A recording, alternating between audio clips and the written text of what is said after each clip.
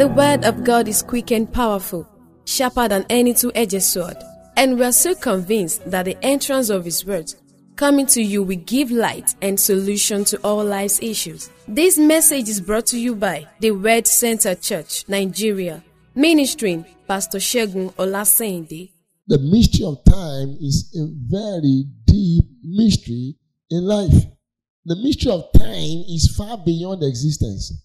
The mystery of times goes deep, and I mean grow very deep into connection and interrelationship between divinity and humanity.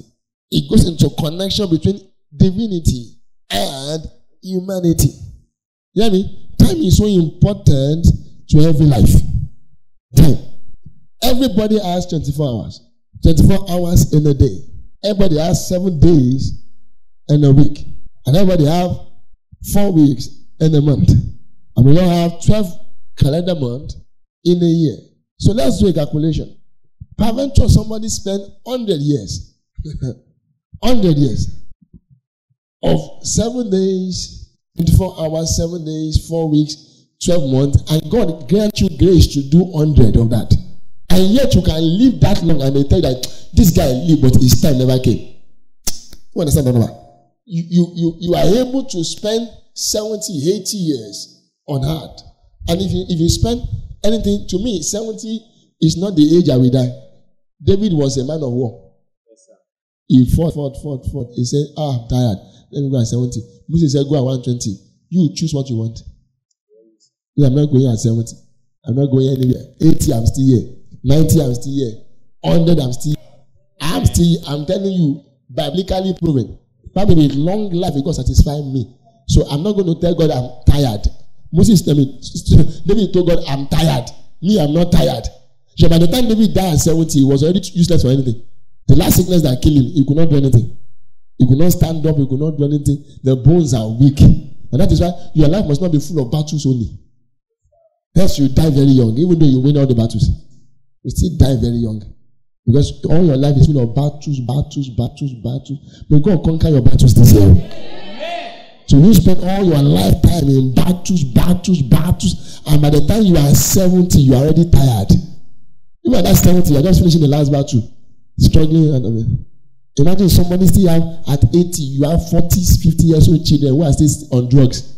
And still praying, I'm going from church to Allah. God, let my son be free from drug. And that's the life of battle. You fought it till you die. The day you die, say, it's battle. They are not even close your eyes. They are fighting about who will take your silver gold and take your something. The Bible says, if you have 100 years of the time I just explained to you, 24 hours, 7 days, 4 weeks, and 12 months, you spend 100 years. Yet they can still tell you that though you are 100 years, you spend 100 years on earth, but your time never came. So is the time they are talking about, is it the time we spend? The question is, what is that time? Where is that time coming from? Has that time not come? That's the question you should answer tonight. Because you can spend 100 years and say, sorry, this guy, he lived long ago, but his time never came. But there are some people that say, his time has come. Who has said that statement before? Say, your time has come. Who has had that statement before? That they will look at someone and say, time is today. Forget about it. His time has come. Then what has he been doing before? Just eating and living. So you can live and your time might not come. But if your time comes and you will not only live, can I pray for you? This year, may your time come. Amen. You didn't hear me. You didn't hear me. There are seasons to a last man, but when they say there is a time, your time has come. Your time. I'm saying the time to favor you. Not every time. Every time is not your time. You live every time, but not every time is your time. There is a time that has your name on it. Say the time to favor you. Psalm 102. Say, yeah, there is that time. There is a time that has your name that is called your set time. It is when your destiny and God and you meet at the same time. All of you align. God, you, your destiny, you all align at the same time. Then they call it up 5 o'clock. You didn't get me. And that time is different. And that's when the time of Isaac, Abraham came. Let's have a minute. And then Abraham came, the Bible says, God entered his house. Hello? and told him, Abraham, by this time next year, he has met God before in cloud. He even met God far more than that. He has met God in many places before that time. But that day when his time came, they said concerning him, say, God told him by this time next year, God set a time for him. We have a son. Bible said, when that time came, sir, God told him, go and tell your wife. Where is she? As she was going to say, you laugh. He said, I didn't laugh. She was lying to God directly. If our time has not come, God will have cut her off. But because it's our time, mercy rise when your time comes. Mercy just rise over her. There was no argument. God was still pointing and saying, no, you will laugh. Till God left, he was arguing with God. I didn't laugh. God said, you will laugh, you will laugh, you will laugh. And that is how Isaac came. Laugh. That argument that day is what promoted the name Isaac. God said, you laugh. He said, I didn't laugh. God said, you laugh. He said, I didn't laugh. God, you lie before God, you lie in his presence, you go down. But when your time comes, mercy rise over you. The kind that you have never seen before. Because your time has come. There was a man called Joseph. And the Bible says it was a dreamer. I'm doing something. A dreamer. And he had many good dreams. And many good dreams need a divine timing to come to pass. You can have all the dreams in this world. If God does not bring you to your time, your dream might be a dream forever.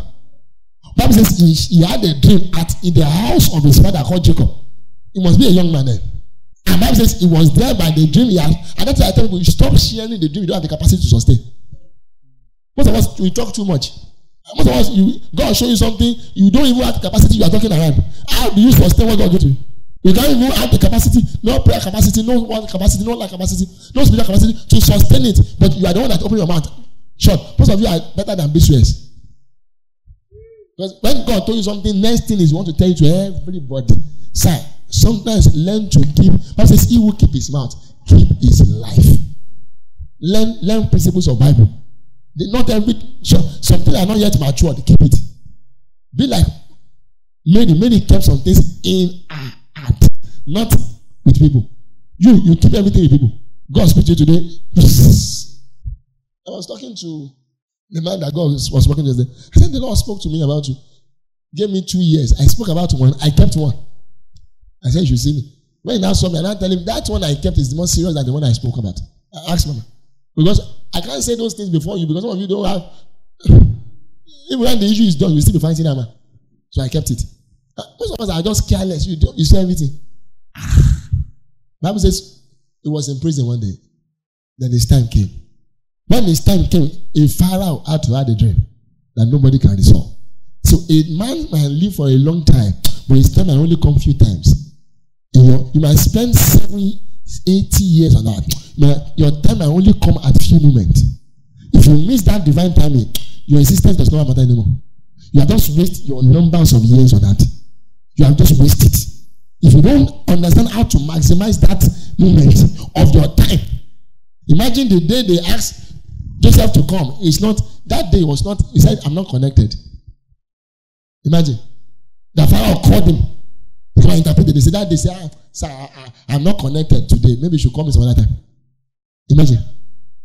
He will have been forgotten in prison forever. But when your time comes, it's when God and your destiny and you on the same time align to become an explosion upon the earth. That's the time. It's not how long I'm talking about here. It's that in your length of days, by the grace of God, you have the moment to come into a timing that is set for you. Higher. Set for you. Set. A set time for you. And I'm praying for you today. Maybe for 2-3 people that can say that same. After tonight's prayer, God will activate your set time. And I mean, you will not miss it. Your time will not pass you by. You will not be too fast. You will not be too late. You will not run ahead of your time. People have missed their time and their life become of no essence. Struggling every day because they missed divine timing. How many of us have ever missed something? The season I want to do this thing is gone. You can go back to school at any age. But you can't go back to life at any age. Life has season. You can go back to school if you can be 80 and you still want to start school. Nobody will fight you. But you can't start life at that age.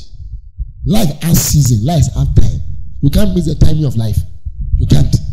You can't. You can't. And men that swear because they understand that there is a time, set time for them. All through the scriptures. Daniel, David, they all have set time. And they all walk into it. But today, I will narrow it down to one man called Mordecai. I just explained to you in brief times, I will begin to pray. Mordecai. That is Esther chapter 6. If you go home, go and read because of time. In Esther chapter 6, we saw how the Bible says there was a story of a man called Mordecai. Let me run through the story from chapter 4 very quickly. I will begin to pray because we need to pray today. In chapter 4, sir, the Bible says there was a man called Aman who was promoted. The king promoted him above all other princes. Boom! The guy has power.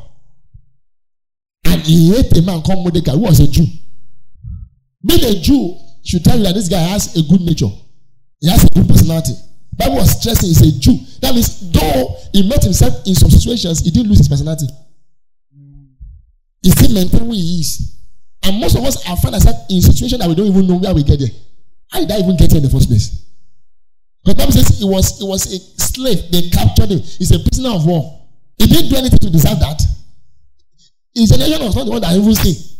Those who sinned have died. It was judgment that generation faced. When God says that your children shall serve Babylon, they are the children that went there. They are not the one that he was not the one that committed any offense. So most of us are finding ourselves in situations today that we can't explain how we get there. Sometimes you look at your life, you look at yourself, you look at what you're going through, say, how did this even happen to me? When I look at my life, I should not even have gone through this at all in the first place because I didn't think I deserved this. I don't think I've done anything to make this one come to me. But nevertheless, despite the fact that he's good, he still passed through it. And guess what? I don't know how noble it was in Israel, but no Israelite we ever serve under any covenant, the Amorite or the Moabite. It's anti-covenant. But this guy was a gateman to a Babylonian king. It's a height of demeaning for Israelite. And he was doing it with all joy. Your time will come. So the guy was there. Despite the fact that he was living contrary to how he knows life, and the situation is not palatable, he's not even going to what he wants. The Bible says, even though despite all that, his personality of truthfulness still remains same. He saw them talking about how to destroy a king. He went to tell the truth. Please don't let your situation change you until you change the situation. We hear me? Don't never let your situation change you until you changes your situation. When I was waiting on the Lord for a baby, majority of my close friends does not know. Very close friends. They never know. They never know. We are all going out, friends, talking, ministering together, doing great works across places and nations. I never hear it for one day. So no one my friend know. Even my very close friend did not know. So one day my friend called me that his wife gave birth. It was strange because the firstborn is already a graduate university. So he has 3 more children. He said, that makes it 4. So we don't know. We know that we should be looking at grandchildren for him, no more. So he called me that I had a child. I said, your son had a child? He said, no, I had a child. I said, all right, wait. I know it's your own, but your son. He said, no, not my son. Me, my wife. I said, King of Omoshi. That's why the whole house is full. What are you doing? He laughed. He said, in that time in the story, he said, we are doing ministry one day. The one prophet is ministering in my church. And I told my wife, no, my wife said, let me go and stand for somebody. So I called her back, said, don't stand for somebody, come back. She said, no, I will stand. I said, don't stand. Is it by force? Come back. Say, she didn't say what I saw. I see something. I said, don't stand. She just said, I will stand. I said, okay. So she stood in for somebody. As the lay hands, I said, that's how the baby jumped on that woman. At that age, she conceived. Gave birth. So we are all joking about it. I'm talking to her. And I said to them, I'm expecting a baby too. They all said to me, your son? I said, no. I'm expecting a baby. They said, number what? I said, number 1. The whole meeting went quiet. My friends looked at me and said, are you sure you are saying the truth? I said, the truth. We've been going out together, preaching together. We do meetings and you never raised this issue once. I said, because don't let what you go through change you until you change it. Don't let what you go through. Most people are just being affected by what they go through. That will make you stay there longer. Bible says, even though the fig tree does not blossom, still rejoice. That's how to win it. Still rejoice. Some of us, nobody. I have a friend who is a consultant. He was coming to meet me at this church and to tell me that enough is enough. He knows. I didn't tell him more. He find out he has been. Anytime he tries to raise you, I avoid it. He's a medical doctor, big one consultant. So one day he came to this place to come and tell me, I know what he's going through. Then he came back and saw my wife is pregnant. He said, see how God shut me up. You never even wear it for one day. I said, what you wear determines how people see you. If you wear your problem, you remain the problem forever. You can't wear it. So the guy was still saying the truth in the midst of that. The king that he is trying to save is the one that hold in prison. Maybe the king died, maybe he will be free. But he knew that is wrong, contrary to the principle of God. So he went to tell the king, they wanted to kill you. Bible says, when they tell the king said, okay, if they kill those who want to kill the king and they forget about him. Forget about him. I want to pray for you. Have you done anything that not of any good result? Yet men forget that you have done any good before. After tonight's prayer, the things you have done that men have ignored, God shall cause a stain of it. Bible says, they forget about it. Then Haman rose up. Let me quickly run.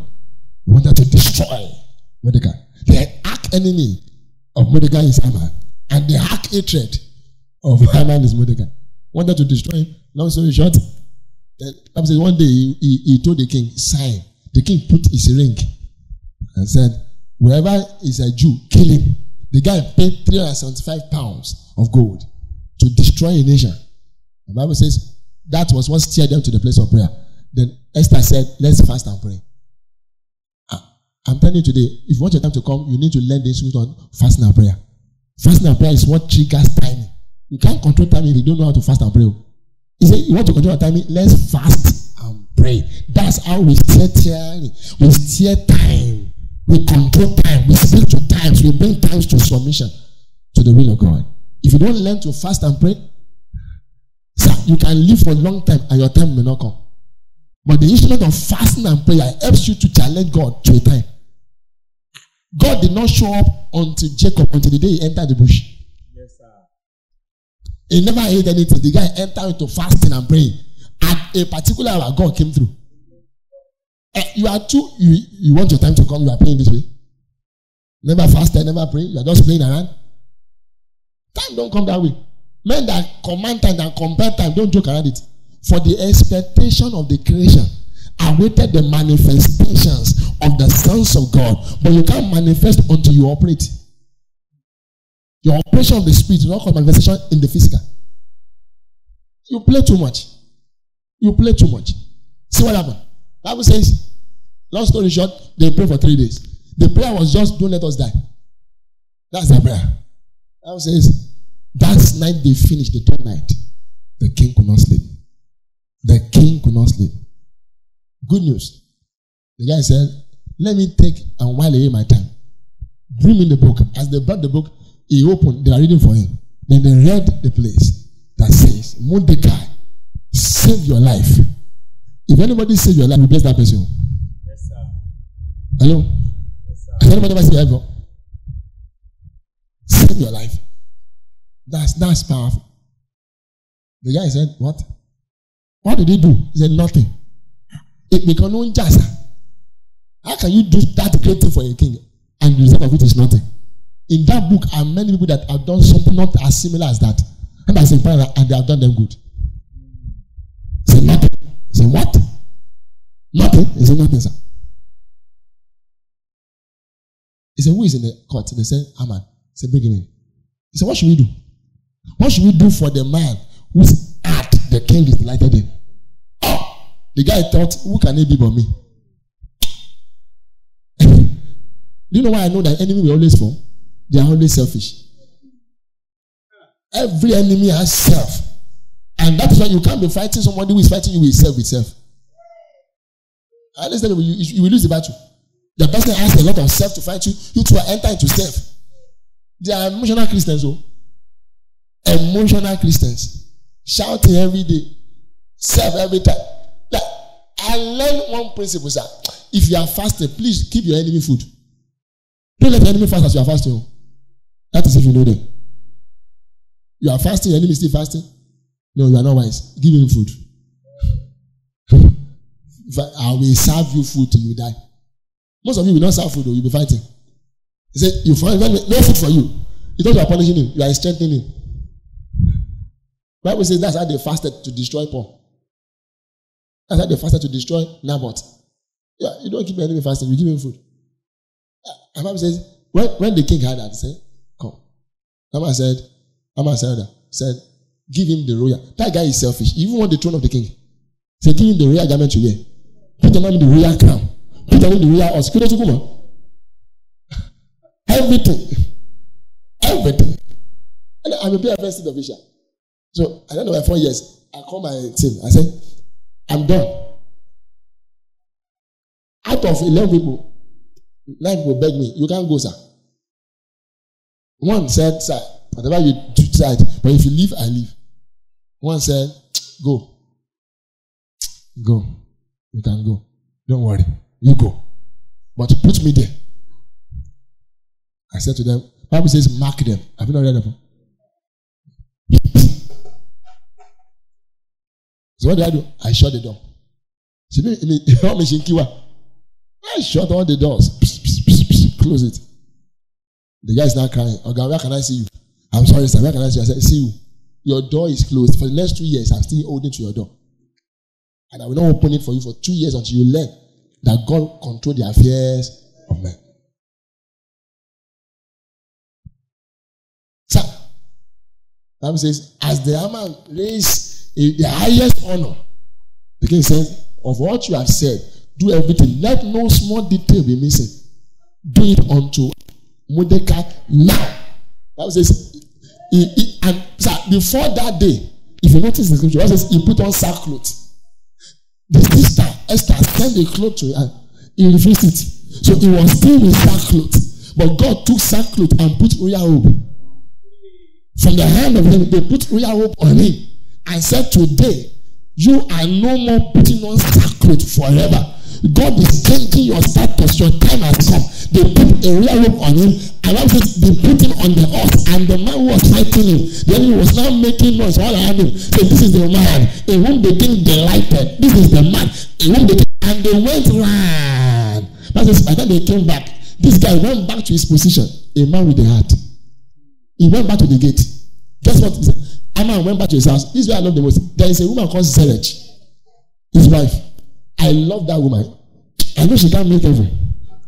If I have seen her in heaven, I would have given her something very good. Maybe some 2, 3, 5 pounds. If money is being spent there. I like that woman. When Haman hated Mordecai and he wanted to kill him, the woman counseled him, raise a gallows. Tomorrow, hang him there. When he returned back from that, he called the woman and said, if you begin to fall before this Jew, let me tell you what happened. Let me tell you what will happen. If you begin to fall before, there is no remedy. This guy will rule you until you fall to the last. A Jew, you start to fall. Who is a Jew? That's my question tonight. If they start to fall before a Jew, say there is no remedy. So the day your enemy try you and they begin to fall, don't just sit down there. No, the beginning of the fall is the end of the fall. I'm not talking about that tonight. Leave it. The day they begin to fall, they might not fall fully that day, but the day enemy begin to fall is the day that end has come. They can't return back. Enemy cannot regain strength against the Jew. Says that you don't know a Jew, you will begin to go down. That's the end of it. He said, so what happened?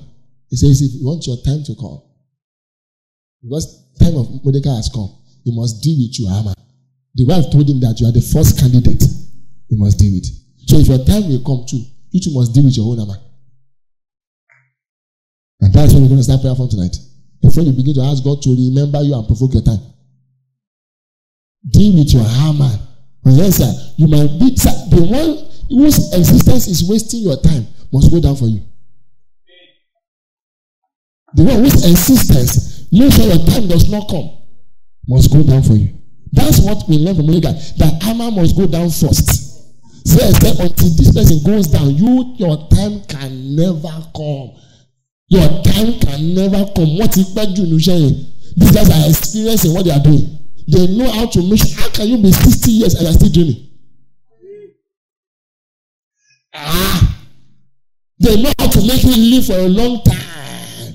And yet they keep working against your time. Working against your time. Working against your time.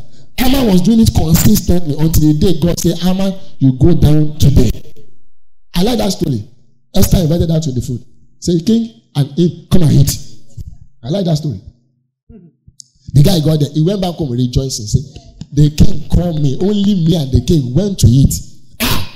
Today is the day I know that God has lifted me up.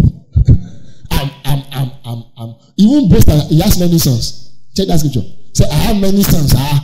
He was boasting, he has wealth, I have sons, I have everything I need. I'm made. Then Esther said, King, you turn the next day. She was fasting and she was feeding people. Guess spiritual sense. She was fasting. She was feeding people. So next day, the king and Haman came back again. And king said, ask me anything to the half of my kingdom. Can I pray for you? Tell you one secret. Women, hear me. After what I'm saying today, don't hear me on this issue again. Just hear me now. The secret to controlling your husband is not talking to him. It's praying on him. Yeah. You want to control your husband? No matter how high your husband is or how low, pray on him. I'm a living example. One day, we are at home. I like reading my Bible. I sat down reading my Bible. She called me, come and help me to do laundry. I said, can't you see? I'm reading Bible. End of story. And I was enjoying my revelation, flying in the air like a cloud. Then she saw me come read Bible and come to her. And she started laughing. Say, today I catch you. I said, yeah. Because while I was in the Bible, I heard God said to me, leave that Bible. I said, devil, I rebuke you in the name of the Lord. God said, rebuke you. God, close that Bible. Your wife needs you now. I said, oh, you devil, I come by the sword of the Spirit. He says, if you repeat that nonsense again, God, close the Bible. So I closed my Bible. I came to meet her. And she said to me, and I'm hearing, she's listening behind me. So now I know what controls you. When I talk to you, you don't hear, I talk to him. He talks to you, you come and do it. And it's similar to all men. That is why you have a problem with men. Sir, Bible says he has not seen the husband for 30 days before then. Yes. And he will see the king without invitation, dies for it. Yes. They met the guy, woman fasted and prayed. And the king saw her. The king stretched out the scepter. And guess what she asked? Ask me anything to the half of my kingdom. Sir, is he a new bride? Is that the first time she's seen her? What changes? Give me, sir, you can be asking your husband for things every day and he won't give you nothing. Don't ask him. After tonight, forget this instruction. Enter the place of prayer. God will sample his head. Okay? See that money in your pocket. Yeah? Give it to her. The guy will wake up and I say, what is this? One day, a woman came to this meeting, this very meeting. The husband treated her very badly. So we prayed. Then she saw in her revelation that she had 4 sons. She gave her to 4 child. She ran to my office and said, Pastor, that's not what I'm asking God for. I saw myself give her to 4. I already had 4 children. What will I do with more children? I said, what did you have? He said, 4 sons. I said, hear what the Lord said to me. That there are 4 miracles that will happen to you. 4 miracles. 4. He said, it's not son, it's not child. Son represents glory. So there are 4 glorious things that will happen to you. You can go. She left. The husband, who is a very, very, very useless husband, as it were, woke up. The guy has not come home for a long time. Came home, slept that night, and the guy woke up next morning and said, "Do you might expect it?" The guy took his key. You might know that it was a long here. The man went. When he was coming back, he bought a new car. Bring it home. I said, I don't know what came over me. I just don't know. Just take this new car. The guy said, remember, call the new car, say, new car. The guy who never give 5 naira. The woman I asked, what changes? Why? He said, I don't know. I could not sleep very well. I was troubled. I just know in my heart that they want me to give you something. I just give you so that I don't know what you and your pastor are praying. Just that's how it works. If the woman asks from now to next year, the guy will not do it. What am I saying in essence? Timing comes when men pray. The Bible says that the same second day when they are eating, the woman told the king, this guy wanted to kill me. The king was angry, he left. The woman went to go and beg, the man went to go and beg Esther. The Bible says, mistakenly, he lie on the bed. I don't know if they bring bread to dinner or bread to lunch. I don't know which one. He lie on the bed. God can set you up. And that was the time the king, because God says God ordered the steps of men. The king came in at that time. He says, do you want to also sleep with my wife? God says, the word came out of the king and pressed on the face. I don't know what that means. I've never found out what that means. That the word left the mouth of the king and rest on the face of Haman. I don't know what that means. I don't know if you know. You can come and tell me. That a word came from the mouth of a man and rest on the face. Another verse said the word pressed. They covered. That spiritual exercise, I don't understand. I don't know. But this way, as he covered the man, the Bible says, boom. Very easy. The king says, a man was there who said, sir, this man had gallows for Mordecai. Mordecai was not there. He said, hang him there. Sir, while he was still talking, they carried the man. They hang him. And guess what? The position of Haman was not for Haman. It was originally for Mordecai. That's why there is a battle between Haman and Mordecai. The moment Haman left the scene, Mordecai took his original place. The place where Haman was staying before. Sir, can I tell you the truth? Your time will come if you can deal with your Haman. We hope you were blessed by that wonderful message. You can also follow us on our social media handles at TWC Nigeria. The Word Center, a people fat and flourishing. Stay blessed.